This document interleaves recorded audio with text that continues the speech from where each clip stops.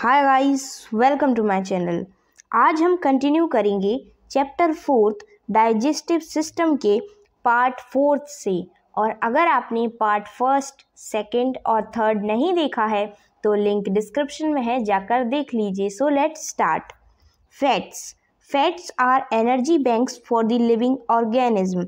They are stored in almost all parts of body except in the brain. Fatty acid and glycerol are the simplest form of fats. The fat acts as insulation of the body. जो fats होते हैं वो energy bank हैं, जो कि energy देते हैं living organism को। ये हर जगह हर पार्ट्स में स्टोर होते हैं, बट एक्सेप्शन है कि ये ब्रेन में स्टोर नहीं होते हैं। फैटी एसिड और ग्लिसरॉल जो होता है वो क्या होता है, सिंपलेस्ट फॉर्म है फैट का। और फैट इंसुलेशन की तरह बॉडी में इंसुलेशन की तरह एक्ट करते हैं। The process of breaking down of large fat molecules into tiny fat droplets is called emulsification of fat. बच्चों, जो लार्ज फैट मॉलिक्यूल्स होते हैं वो छोटे टाइनी फैट ड्रॉपलेट्स में चेंज हो जाते हैं, उस प्रोसेस को हम इमल्सिफिकेशन कहते हैं। Assimilation of digested food. The utilization of digested and absorbed nutrition when required by body is called assimilation। बच्चों, जो डाइजेस्टेड और एब्जॉर्ब न्यूट्रिशन है, हमें जब उसकी रिक्वायरमेंट होगी तो हम उसको यूटिलाइज करेंगे। इस प्रोसेस को हम एसिमिलेशन कहते हैं। In the liver, glucose is stored in the form of insoluble glycogen. When the body requires it, the liver converts it into soluble glucose। बच्चों, लीवर में ग्लूकोज स्टोर रहता है इनसॉल्युबल ग्लाइकोजन के form में। जब भी बॉडी को इसकी ज़रूरत होती है तो लीवर इस इनसॉल्युबल को ग्लाइकोजन को किस में चेंज कर देता है, ग्लूकोज सॉल्युबल में। Excess of glucose is converted into fats which is stored in the special types of cells present under the skin। और बच्चों, जो एक्सेस अमाउंट ऑफ ग्लूकोज होता है वो कन्वर्ट हो जाता है फैट में, जो कि कहाँ पर स्टोर्ड होता है, हमारी स्किन के नीचे जो अलग अलग टाइप के सेल्स होते हैं उनमें स्टोर होता है। Amino acids are used for the production of proteins. These proteins are used for growth and repair of body cells. बच्चों, जो अमीनो एसिड होते हैं वो क्या प्रोड्यूस करते हैं, प्रोटीन्स, और ये प्रोटीन्स ग्रोथ और रिपेयर में हेल्प करते हैं, बॉडी की सेल्स की ग्रोथ और रिपेयर में हेल्प करते हैं। Excess of amino acids broken down into urea. और अगर बहुत ज़्यादा अमीनो एसिड्स होते हैं तो वो ब्रोकन मीन्स टूट जाते हैं यूरिया के फॉर्म में। Inside the kidney, this urea is filtered out from the blood. Then it passes out in the form of urea. Kidney के अंदर ये यूरिया को फिल्टर किया जाता है ब्लड से अलग किया जाता है यूरिया को, और इसको यूरिन के फॉर्म में पास कर दिया जाता है। What is indigestion?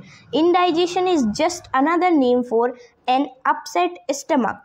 It is usually happens when people eat too much, too fast, or food is too oily and loaded with fat। बच्चों, इंडाइजेशन वो चीज़ होती है जब हमारा कहते हैं कि स्टमक अपसेट हो, और ये कब होता है, जब हम ज़्यादा खा लें या बहुत तेज खाएं। बहुत तेज यानी बहुत फास्टली खाते जाएं, उसको अच्छे से च्यू ना करें, और या फिर हम ज़्यादा ऑयली खाना खा लें, तो उस वजह से हमें इंडाइजेशन की प्रॉब्लम हो जाती है। The symptoms of indigestion includes, इसके सिम्टम्स क्या हैं, वर्निंग इन द स्टमक और ईसोफेगस। हमें ऐसा लगता है कि जैसे हमारे पेट में वर्निंग हो रही है और ईसोफेगस में वर्निंग हो रही है। एब्डोमिनल पेन, बच्चों हमारे एब्डोमेन में पेन होने लगता है। Bloating, belching and gas, nausea and vomiting, acid taste in the mouth, ये सब सिम्टम्स हैं इंडाइजेशन के। If indigestion continues for a long time then a doctor must be consulted. अगर इंडाइजेशन काफ़ी दिनों का है तो हमें डॉक्टर से कंसल्ट करना चाहिए। Smoking and drinking can also be the cause of indigestion. Smoking और ड्रिंकिंग के कारण भी इंडाइजेशन हो जाता है। Unhealthy eating habits.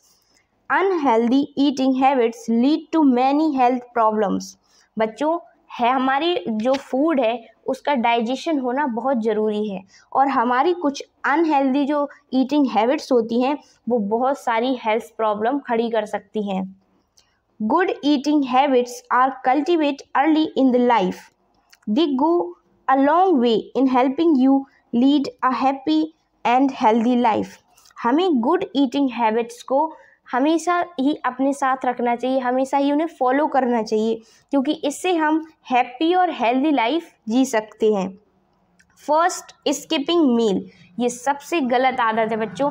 हमें कभी भी अपनी मील को, अपने फूड को, अपने डिनर, ब्रेकफास्ट, एनीथिंग, हमें किसी को भी मिस नहीं करना चाहिए। हमें रेगुलर टाइम पर अपना खाना फिनिश करना चाहिए।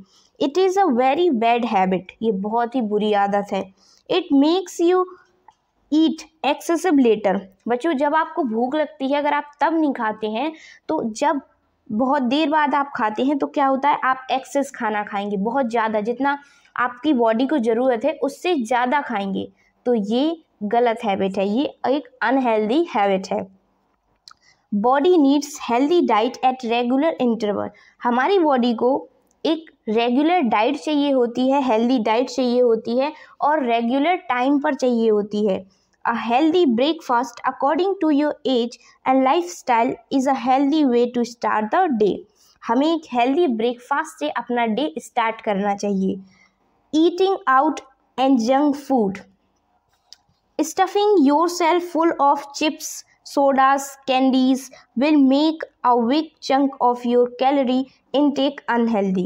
बच्चों, जो हम बाहर का खाना खाते हैं और जंक फूड खाते हैं, इससे क्या होता है कि ये जो है हमारी जो हैबिट है, एक अनहेल्दी हैबिट में हमारी लाइफ में रोल प्ले करती है बाहर का खाना।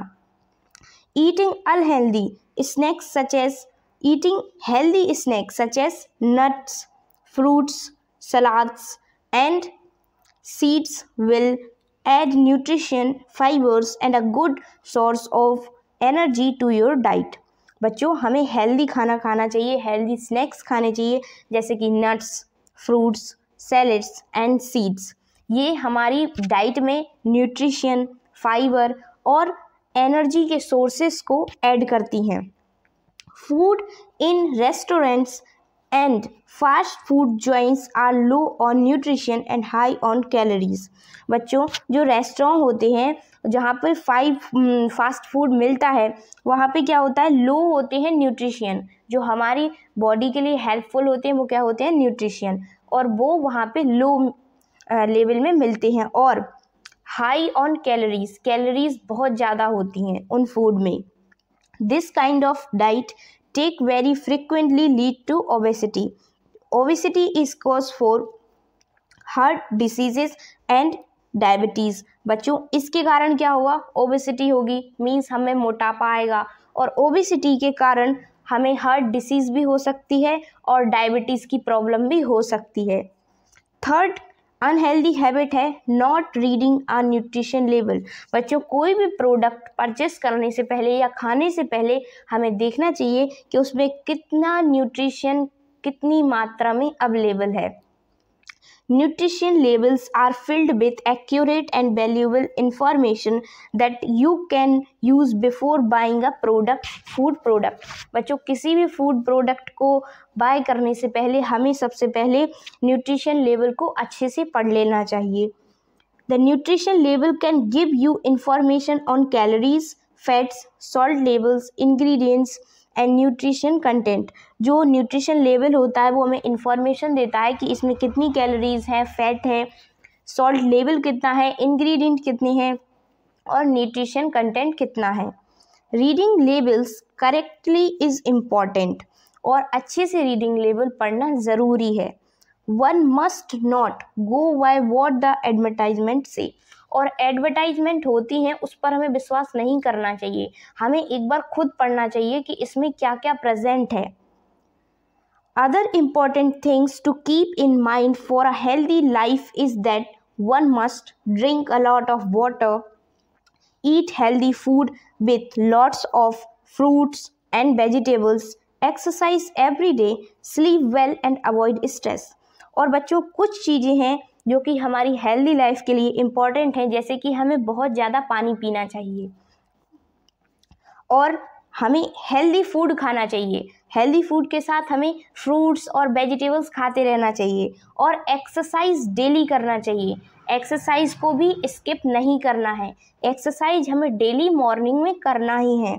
स्लीप वेल, अच्छे से हमें सोना है और स्ट्रेस को दूर रखना है। सो बच्चों, आज के लेक्चर में हमारा चैप्टर 4 डाइजेस्टिव सिस्टम एंड हो गया और आगे के लिए stay happy, stay motivated and God bless you all. Have a nice day. Thank you.